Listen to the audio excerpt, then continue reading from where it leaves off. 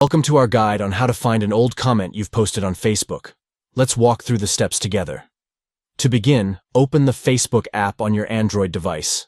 Tap on the three lines at the top right corner of the screen to access the menu. Next, tap on the Settings icon. To enter the Settings section, select Account Center from the Settings menu.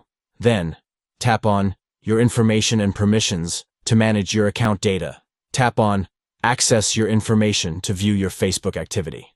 Select Your Facebook Activity to see all your interactions on the platform.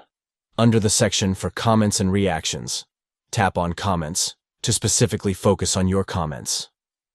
Scroll down through the list to find the desired video where you've posted the comment you're looking for. By following these steps, you can easily track down and locate an old comment you've posted on Facebook to revisit your past interactions. Thank you for watching. We hope this guide has been informative in showing you how to find an old comment you've posted on Facebook. Explore these steps to rediscover your past comments and engage with your memories and conversations on the platform.